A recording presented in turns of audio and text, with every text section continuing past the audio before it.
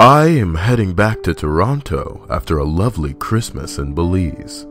I'm in line to clear customs at the Houston airport because for some reason, you need to clear US customs even if you're transiting through to Canada. Since the line is moving so slowly, they move all the Toronto people to another, slightly less slow-moving line. I am at the back of the line, along with a girl from South Korea. She seems very worried that she is going to miss her flight, which is going to leave in about 15 minutes. I tell her that we are on the same flight, and do my best to assure her that we're gonna make it.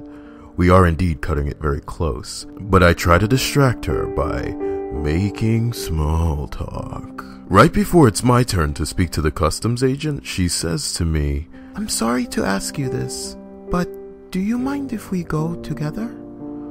I interpret this as her asking if it's okay that we go to the gate together.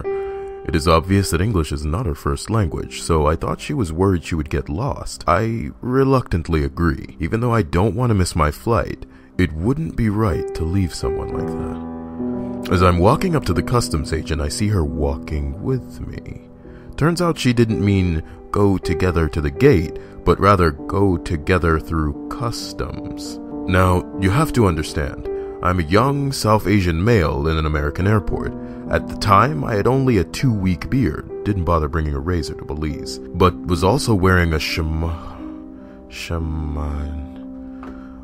Okay, Google, do your magic.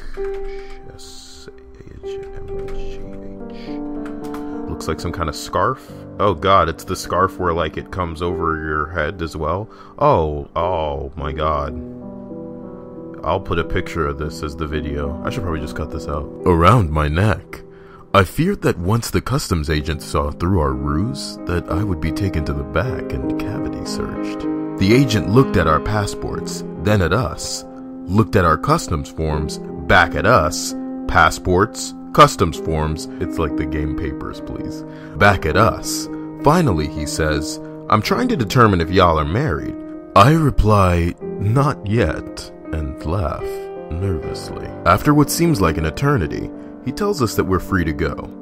We now have less than 5 minutes before our flight leaves. We are in Terminal A, our gates are in Terminal E.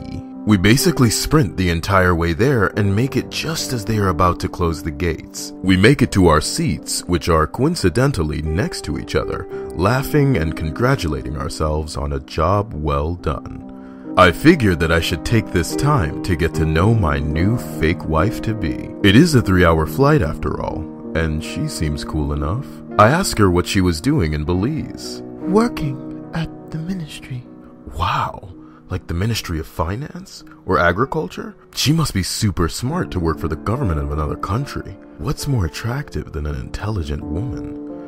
Turns out, she didn't say ministry. She said missionary. She was working as a missionary. "I'm a Jehovah's Witness," she explains. After an awkward pause, she asks, "Do you know about Jehovah's Witnesses?" At this point, I know I'm screwed.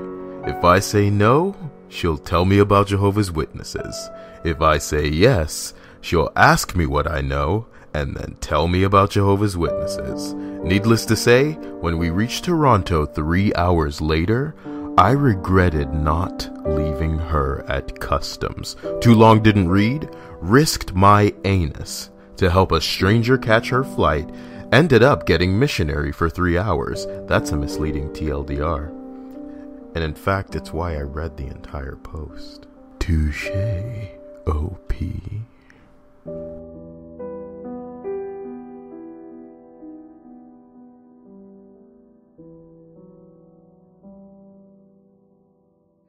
Do you know about Jehovah's Witnesses? Do you know about Jehovah's Witnesses? That book you've been working on? Do you know the muffin? Do